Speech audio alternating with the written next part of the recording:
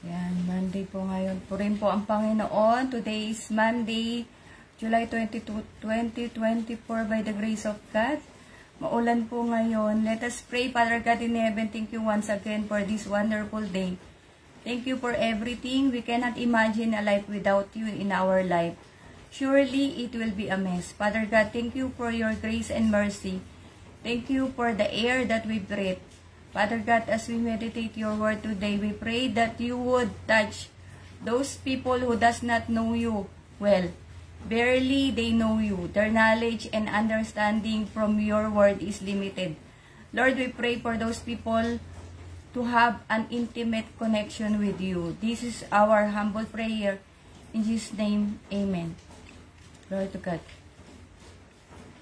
Hati po tayo ng happy birthday.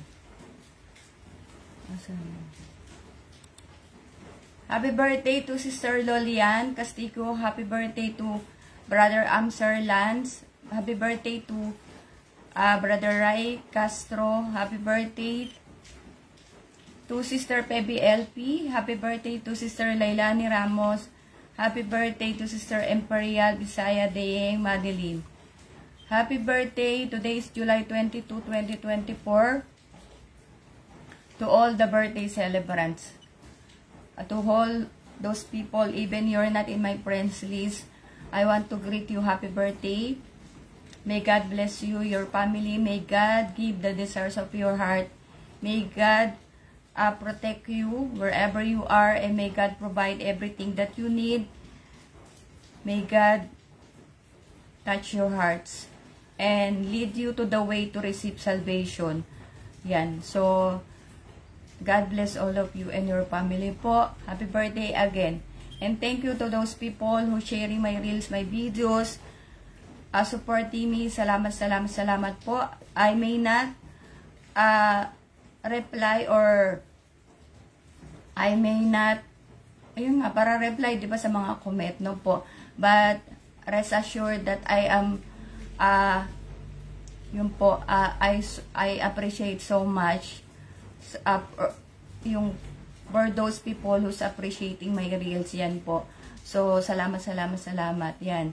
And, today maulan, nadaya tayo ng kaaway. Nakatulog, tulog ako, yan po ay masarap matulog. Yan. And then, magkakape, saglit lang, magulo. And I noticed yesterday that my video, yung start po talaga, actually, I really don't know. I told you, the power outage, the global power outage, paramdam na yan ng Panginoon. God is telling us that He is very near. Malapit nang dumating. Okay po. So, I really don't know what happened because I'm paying my internet po.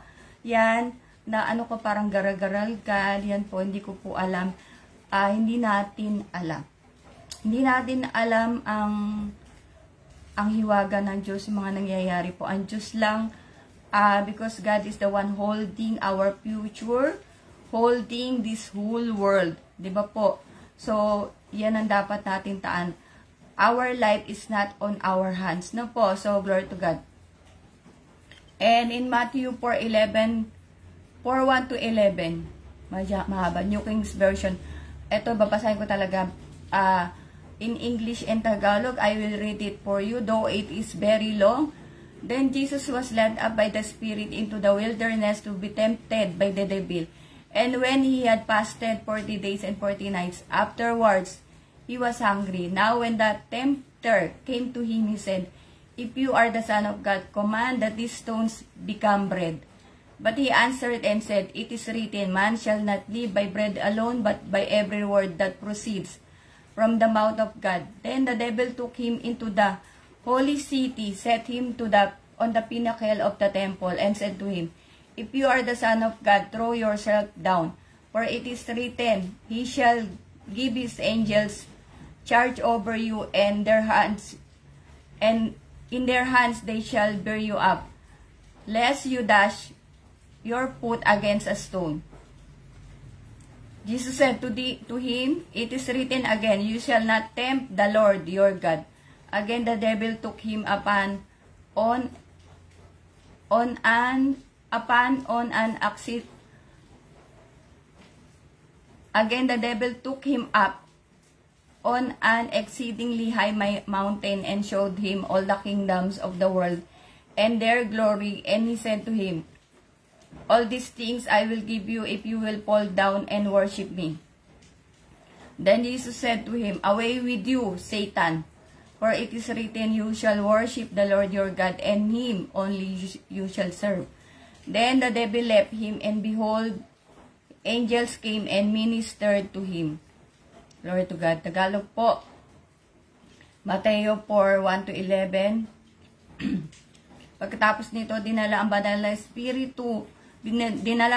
na Espiritu si Jesus sa ilang upang tuksohin ng dyablo. Doon ay nag-ayuno si Jesus ng 40 araw at 40 gabi. Kaya nagutom siya. Dumating ang manunukso, sinabi sa kanya, kung ikaw nga ang anak ng Diyos, gawin mo tinapay ang mga batong ito. Pero sumagot si Jesus, sinasabi sa kasulatan, hindi lang sa pagkain nabubuhay ang tao, kundi sa bawat salita ng Diyos. Dinala naman siya ng dyablo sa Jerusalem, ang banal na lungsod, doon sa pinakamataas na bahagi ng templo. At sinabi niya kay Jesus, kung ikaw nga anak ng dyablo, ng Diyos, sorry po doon, ng Diyos, tumalon ka sapagkat sinasabi sa kasulatan, uutusan ng Diyos ang kanya mga anghel na ingatan ka at aalalayan ka nila upang hindi tumama ang iyong mga paa sa bato. Pero sinagot siya ni Jesus, sinasabi sa kasulatan, huwag mong subukin ang Panginoon mong Diyos. Pagkatapos nito, dinala pa siya ng dyablo sa isang napakataas na bundok at ipinakita sa kanya ang lahat ng kaariyan sa mundo at ang kayamanan at kadakilaan ng mga ito. At sinabi ng dyablo kay Jesus, ang lahat ng iyan ay ibibigay ko sa iyo kung luluhod ka at sasamba sa akin. Pero sinagot siya ni Jesus, lumayas ka, Satanas, sapagkat sinasabi sa kasulatan, sambahin mo ang Panginoon mong Diyos, siya lamang ang iyong paglingkuran. Pagkatapos nito, iniwan na siya ng dyablo. Dumating naman ang mga anghel ng Diyos at naglingkod sa kanya. Glory to God. Yan. Ang haba. Glory to God. I shared this for us to know that only the devil is our enemy. Okay. So we should not fight each other. Our family, our loved ones, because of our denomination or religion, whatsoever. No po, because I'm sharing the word of God. So many people are angry with me because I said that Roman Catholic, because God told me. Okay? Because God told me, I didn't tell that intentionally. Okay po. We should not fight each other. God loves us so much. We should be the children of God. If we will accept Jesus Christ, if we will do and obey God, God will accept us wholeheartedly with open arms to be His children. No po? Okay? So, isa lang ang kaaway natin, ang dyablo. And the devil will use even our loved ones, our friends, enemies. Like me, I am high blood pressure. I have hypertension. Okay, so the devil will use my loved ones to irritate me, para magalit ako, so that I'll get angry na po. Yan. And I shared those verses that even the devil, he tempts our Lord Jesus Christ. Why? So that our Lord Jesus Christ will worship Him. Devil nga eh. Demonyo nga. Satanas. Because he wants, di ba kaya, that's why Adam and Eve, that's why the sin came in because of Adam and Eve. Because the devil put in the mind of Eve that if you will going to eat this fruit, you will be as powerful as God. God doesn't want you to eat this one because He doesn't want you to know that this fruit, you will become powerful, you will become God. Okay po. That is the work of the devil to each and every one of us. Okay? So, wala tayong, we should not fight each other. Actually, yun nga that's why there are, from the 10, there are 2. Love God above all and love your neighbor as you love yourself. Na po, yung 10, 2 na lang. Ayan, ang gagawin mo. Kasi nga, if you happen to, by the grace of God, you win the first 1 and 2 na po, na I told you, those things, other commandments will be easy for us to do. It will be easy for us to give what is for God, to give what is for the government, to give what is lahat na, di ba? To if you, by the grace of God, you love God above all, it's easy for us to love our neighbor, our enemy. Okay? Madali na po sa atin na mahalin. Kasi nga, na-inlove ka na sa Panginoon. Alam mo na mali na magalit ka sa kapwa mo. Alam mo na mali magnakaw. You know that it is wrong to steal. It is wrong to gossip your neighbors. It is wrong to, di ba, to fight. It is wrong to, alam mo na yung mga bagay na yun. Okay po. So, glory to God. Yun lang gusto ko sabihin doon. Ayoko na masyadong humaba. So, the devil will offer the world as he did to our Lord Jesus Christ. He offered the world. And that he will do to us. He will offer everything so that the devil will catch us. He will offer a lot of things the world. That's why so many people, they are drowning with sins. Yung nga po yung 7 deadly sins, di ba? 1 John 2:15 yata. Do not love the world because the world is for Satan. The world, God will not love you if you love the world. Yan, kasi kaaway ng yan, ng Diyos yan eh. Ang mundo, ang pera. Hindi natin dapat sambihin ng pera. Hindi natin dapat, yan, because those things will brought us to hell. No po, devil wants to bring people to hell. And what he will use? He will use money, he will use all this the world can offer as what he did to Jesus Christ. No po. Panginoon na yun ha. Panginoon na inanuhan niya. Kasi nga, diablo siya. Diba? Yan ang diablo. Yan ang gagawin niya. Kaya, our loved ones, our friends, the devil will use also them. Diba? That you're in the church that you're going to praise the Lord, puro na lang praise the Lord. Diba? But at least those people who are praising God, by the grace of God, if they will do their best, our best to God, you have the assurance that you will go to heaven. Glory to God po. I will not talk too much about that. In Hebrews 11:1, now faith is the confidence in what we hope for and assurance about what we do not see. Sa Tagalog po, Hebreo 11:1, ang pananampalataya sa Diyos, ang pananampalataya kay tiyakan na mangyayari ang ating mga inaasahan at paninindigan tungkol sa mga bagay na hindi nakikita. Yan, so faith daw, faith is those things that you believe even though you cannot see. No po. Me, I believe I will go to heaven because why? Faith without work is dead. So I'm working for my faith. I started. I accept Jesus Christ as my Lord and Savior. That is work. I confess my sin. Diba? I accept baptism by the grace of God. From being the child of the devil, John 8:44. Now I am John 1:12. I am a child of God. And I work hard to be holy. Diba po? I am doing my best to be acceptable to God. Yan. And for example, kasi nga 'di ba yung faith daw pananampalataya. Pananampalataya, yung pananampalataya mo, hindi mo nakikita mo yung bagay, yung assurance na mga bagay na hindi mo nakikita. For example, you want to be rich. You want to be rich, you cannot be one tamad. You want to be rich, of course, you need to do something. You will work hard, you will do everything, you will study, di ba? Yan, even you don't study like Isko Moreno. From pag magbabasurero ka, di ba, rags to riches, parang ganon.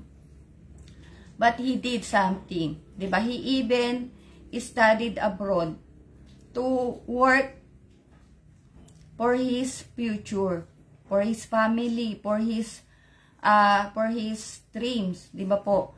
So, yung pananampalataya niya na magbabago yung buhay niya, may nangyari. Yun. There is the work, di ba? At the same time, for our faith, that we will go to heaven. We cannot go to heaven if we will not do anything. Di ba po? Hindi pwedeng, pasok ako sa langit kasi mabait na ako, wala akong ginagawa. Wala kang ginagawa, para natutulog ka na nga lang, wala kang ginagawa, di ba? Yan. But, that is not the standard of God. The standard of God is the Bible po. Yan, that's why we need to accept Jesus Christ. That is the work. We need to confess our sins because we are sinful. From the bata pa lang tayo, our childhood, nagkasala ka na, hindi pwedeng hindi ka nagkasala. Pwedeng inaway mo yung kaibigan mo, 'di ba? Or kung sino, ano pa yung ginawa mo. Nangupit ka. Kagaya ko, sabi ko, ginawa ko yun. Yan po. Yan, and hanggang lumaki ka, until you get older, until now, we are sinful. Marami na tayong kasalanan. Sin na imbak na dyan. Until and unless we will be washed from our sins. Yan po. We cannot be a child of God. Yan. Until and unless we will accept Jesus Christ, we cannot see the kingdom of heaven. Yung nga yung John 3:3, diba? Unless you are born again, you can enter the kingdom of heaven. Kailangan, magbautismuhan ka. Diba po? So, faith without work is dead. Ayan.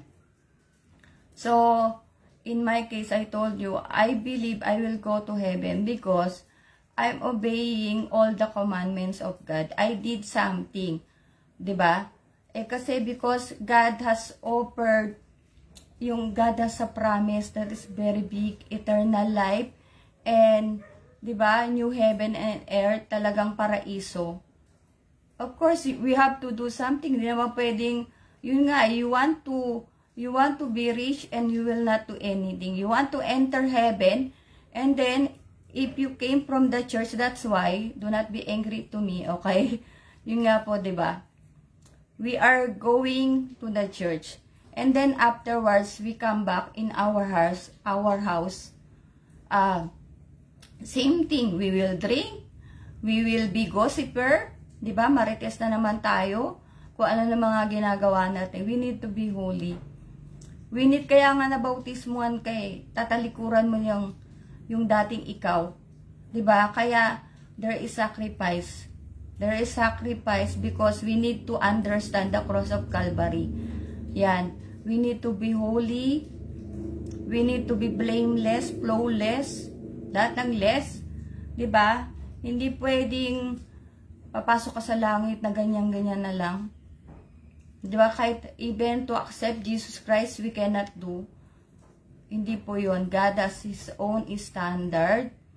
And we should, as we are obeying the law of man here on earth, we should much more obey the law of God. Yan. So, hindi pwedeng ikaw masusunod. That's why so many people are trapped from the work of the devil. Because the devil can offer, the devil can offer the world, but the devil cannot offer salvation. He cannot do that. Only God can do that. And we have to submit ourselves. We have to be obedient. We have to be mababa. Diba? Kailangan maging mababa ka sa Diyos. Hindi pwedeng, para ang Diyos po yung pagmamalakayan mo kasi may yaman ka. Who cares? Diba? Sinong magmamalaki sa yaman mo baka baliwala lang yung yaman Kasi nga sa Diyos lahat yan. Diba? Ang diablo, because the devil, he was an angel. Just because he wants to yun po, he wants to fight with God. He wants to be God also. Kaya siya ay naging fallen angel. Diba? So, actually, by the grace of God, because I told you, tataba-tabahan nga, ayan, ay natulog tayo kanina, maulan eh. No po. So, nakatulog. And by the grace of God, God already gave me, I told you, the 12 tribes. Until now, actually, I didn't study yet. I just have some outline. But by the grace of God, God told me another denomination that is included, I guess, from the 12 tribes. And I told you this as what our Archbishop Arperiol said, that the Jews, mga Hudyo, they have separate covenant from God. So, iba sila. Ang mga hintil, pag hindi ka Hudyo, hintil ka. At tayo po ay hintil. Biyaya nga, because we are Gentiles, actually the promise is for the Jews because our Lord Jesus Christ is yung nga, diba, sa Jerusalem. So, he is a Jew. Na yan, biyaya, tayo ay nakasama, yung grace of God, Ephesians 2:8-9, we are saved by grace. We are not saved we will not be saved by our work, by our riches, or by, or kahit ano pa. Yan, dahil sa biyaya, tayo po ay naligtas, glory to God. So, yan. Kaya nga, that's why I told you, those some denominations that will not, unfortunately, that will not enter the kingdom of heaven because we have to abide the law. We have to serve the Lord with sacrifice. Otherwise, if you will serve the Lord in the comfort of your own home, in the comfort of your own self, asa naman ang ano doon? How you will feel the cross of Calvary? Diba? Sabi nga if you want to serve me, if you want to follow me, diba? Pasanin mo ang cross ko. Pasanin mo cross mo, di ba? Yan. Sorry po. Yan. Kailangan may sakripisyo talaga. Hindi pwedeng we cannot serve the Lord with our own standard that you will go to church and that's it. You don't want 2 tithes. But actually, I told you, di ba? That is the law of God. That is we need to do. We need to obey. That is why, if you want to enter the kingdom of heaven,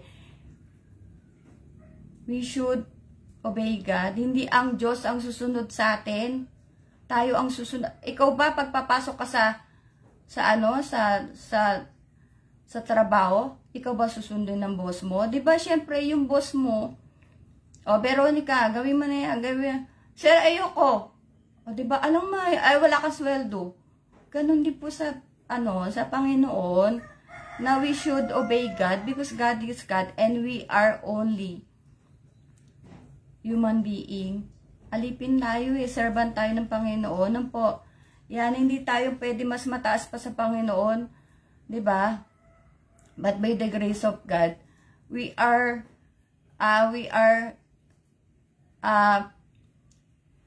ginawa tayo in the image of God. Yan, tayo ay mataas dahil tayo po ay kawangis po ng Panginoon, di ba? So, biyaya ng Diyos. That's why God loves us so much. You know po, our enemy is the devil. We should not fight each other. Some denominations, you know, fighting those like me. Somebody will fight with me, di ba? Other denominations. Yan po. Those are the work of the devil. Because the devil wants to, ano mo yun, kasi ganyan, yan. Diba? If you are not doing or following or obeying the commandments of God, wala rin kasi.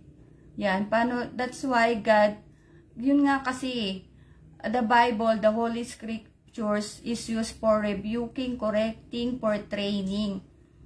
Diyan kailangan matuto tayo, i-correct tayo pag mali ka. Hindi pwedeng mga ngatuwire ka na sa'yo, Hindi pwedeng, alam mo yung puro katwiran. We do not want to give our tithes because there are, ang daming katwiran.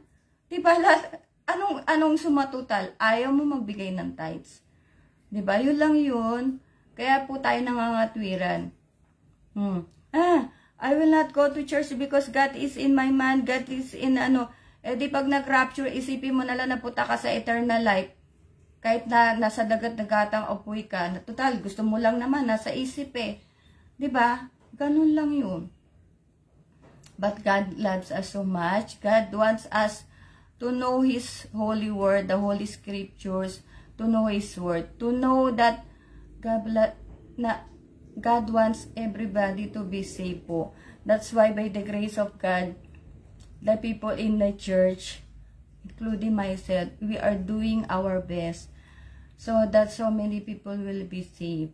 We are not here to fight. We are not here to parang kami yung mataas or ganyan. Hindi.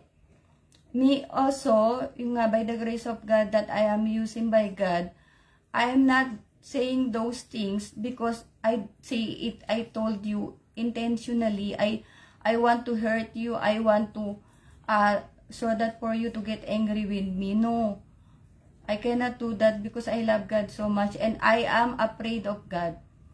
No po, I don't want to say something that, dahil gusto ko lang sabihin, di ba? Natutuwa lang ako sabihin. Pwede ba yun? Of course, I love my family, my loved ones. I want them to also to enter the kingdom of heaven. But I told you, I really don't know what God will do for them. Because so many times they rejected God.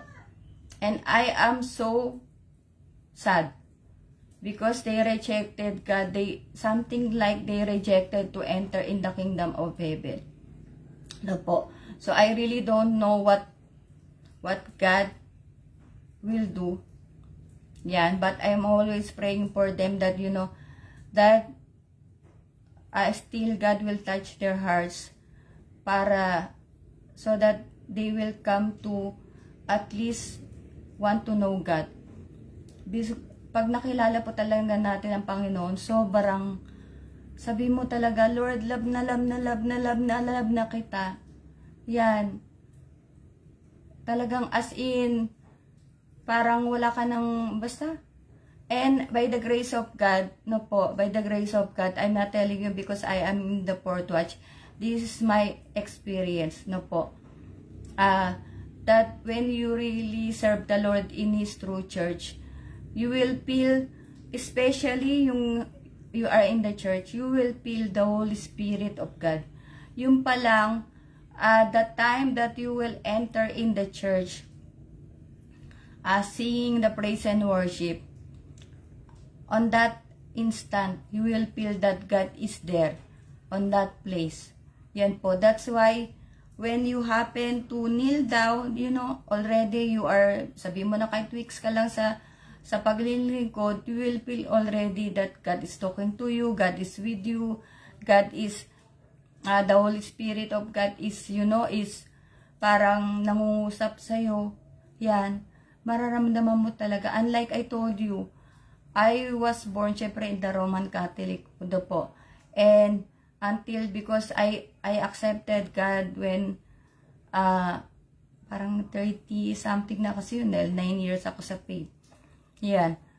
Wala lang. Pero but by the grace of God, because my faith is strong from the start pa lang, yan, na talagang, yung ano mo talaga, pag-ibig mo sa Diyos, yan, paniniwala mo sa Diyos.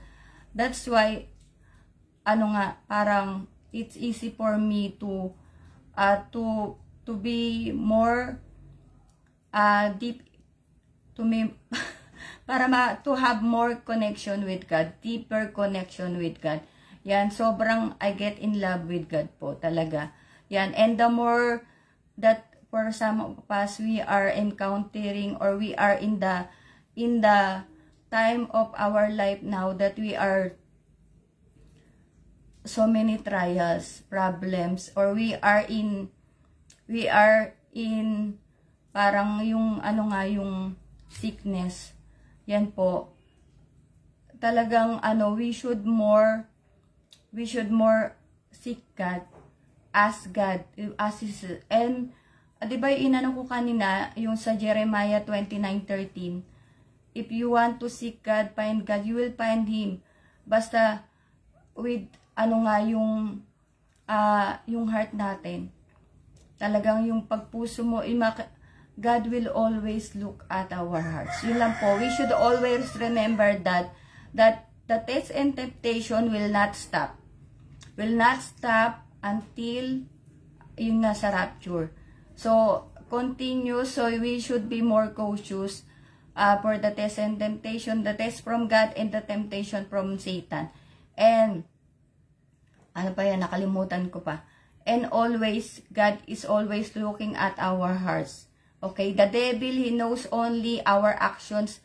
But God knows everything, our mind, our heart, what's inside our heart. So, do not hesitate to come to God. Yan po, because God will reveal Himself to those people who will seek Him. Yan, pag talagang hinanap mo ang Diyos ng buong puso talaga, ang Diyos talagang magpapasumpong po. Yan, kailangan lang natin talaga ay pusong dalisay, pusong malinis. Diba po? So, wag tayong, and that's why, we need baptism because our heart, our self is full of sins. And we need to be clean, to be baptized, we need to be washed, so that God can use us. Na po, so yun lang yun, and salamat po uli. Tayo po'y manalangin. Dakilang Diyos, salamat po sa hapong ito, Panginoon, sapagkat muli nangusap ka sa bawat isa, O Diyos. Salamat po sa iyong mga salita. Salita, O Diyos, na patuloy na nagpapalakas sa amin. Salitang, Panginoon, nagbago ng aming mga buhay.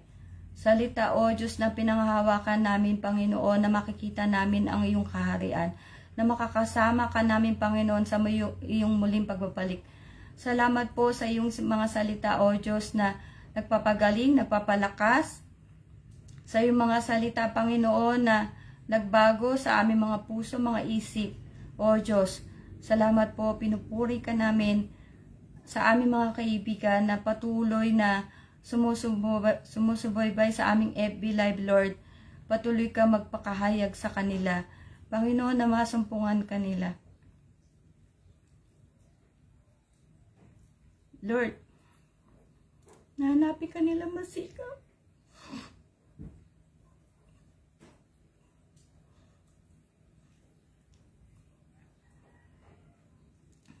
Ang mga nahihirapan, Panginoon, tulungan mo sila.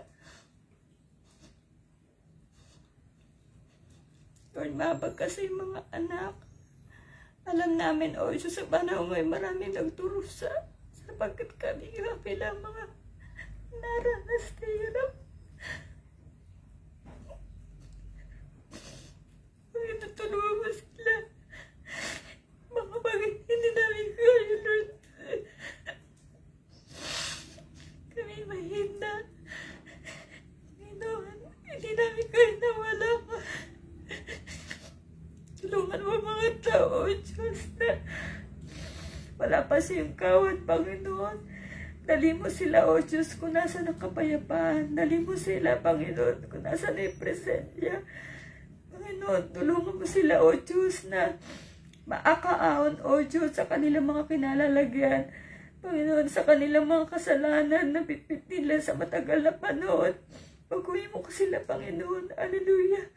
Nawa, O Diyos, ang bawat isa sa amin, O Diyos, ay lagi maging karapat dapat, Panginoon, sa ininihanda mong pangako. Salamat po sa mga hapon ito, O Diyos. Ikaw patuloy na mag-ingat, magpala sa bawat isa.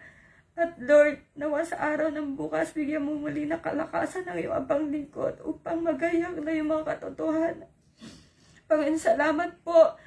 Patuloy ka namin pupurihin, luluwalatin. O Diyos, sa matag sa pangalan ni Jesus na ring darating. Amen. Glory to God.